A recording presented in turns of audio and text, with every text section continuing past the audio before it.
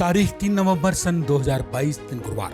नमस्कार दोस्तों, TV9 digital channel पर इस वक्त आप सुन रहे हैं अपना पसंदीदा प्रोग्राम पॉडकास्ट और मैं हूं आपका हमजुबान बेबाक संजीव चौहान। आज बात करते हैं संयुक्त राष्ट्र सुरक्षा परिषद की, जिसमें रूस को सिर्फ चीन का साथ मिला है क्योंकि भारत ने खुद को वोटिंग से ही अलग कर लिया।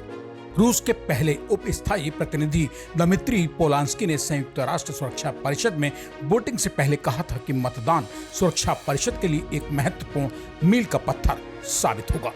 यूक्रेन और अमेरिका द्वारा जैविक हथियारों का इस्तेमाल करने के रूस के दावों की पड़ताल के लिए जांच आयोग के गठन की मांग संबंधी मसौदा प्रस्ताव बुधवार को पास नहीं हो सका। परिषद के केवल 2 सदस्य देशों यानी रूस और चीन ने इसके पक्ष में मतदान किया।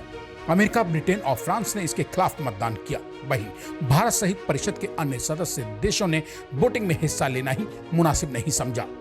संयुक्त राष्ट्र में भारत के स्थायी मिशन के काउंसलर ए अमरनाथ ने बताया कि भारत जैविक हथियार सम्मेलन यानी BWC को अत्यधिक महत्व देता है, जो जनसंहार के हथियारों पर प्रतिबंध लगाने वाली पहली भेदभाव रहित निरस्त्रीकरण की संधि है।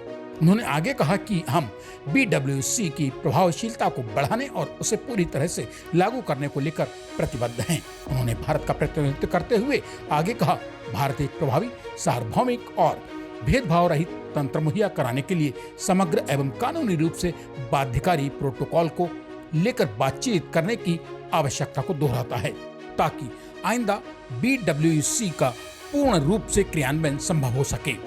इस मौके पर भारत ने आगे कहा, यह BWC को मजबूत करने और अन्य देशों द्वारा इसके क्रियान्वयन के लिए आवश्यक भी है। इस मौके पर भारत ने आगे कहा कि WC को मजबूत करने और अन्य देशों द्वारा इसके क्रियान्वयन के लिए आवश्यक भी है और हमें उम्मीद है कि वर्तमान हालात देशों द्वारा इस तरह के प्रोटोकॉल पर शीघ्र विचार वार्ता करने और उसे अंतिम रूप देने के लिए प्रोत्साहित करेंगे।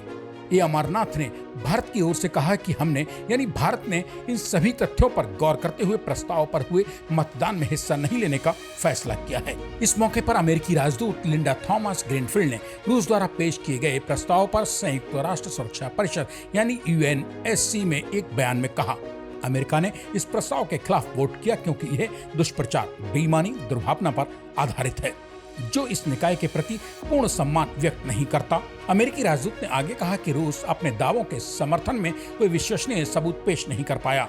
जैसा कि आप आज के मतदान में देख सकते हैं कि चीन के अलावा किसी को उसके दावों पर भरोसा नहीं है।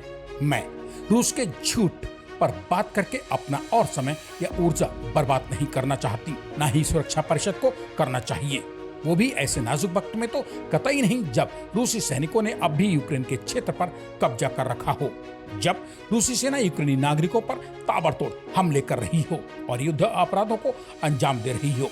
रूस के पहले उप स्थायी प्रतिनिधि दमित्री पोलांस्की ने UNSC में मतदान से पहले कहा था कि मतदान सुरक्षा परिषद के लिए एक महत्वपूर्ण मील का पत्थर साबित होगा। मतदान में प्रस्ताव पारित न होने के बाद उन्होंने कहा कि रूस BWC मतलब जैविक और विषाक्त हथियार सम्मेलन ढांचे के तहत कार्य करना जारी रखेगा और यूक्रेन की प्रयोगशालाओं में जैविक गतिविधियों के संदर्भ में अमेरिका तथा यूक्रेन द्वारा BWC के दायित्वों के उल्लंघन से संबंधित सभी तथ्यों को सामने लाने की अमेरिका कोशिश करेगा। अगर आज नहीं तो आने वाले कल में ही सही। इस तरह की अवैध गतिविधियों के लिए विश्व के समक्ष अपराधियों की जवाबदेही तय होगी ही। इसी के साथ अब आज मुझे यानी अपने दोस्त संजीव चौहान को दीजिए इजाजत। शुक्रवार रात मेरे लौट कर आने तक कीजिए इंतजार। तब तक के लिए नमस्कार।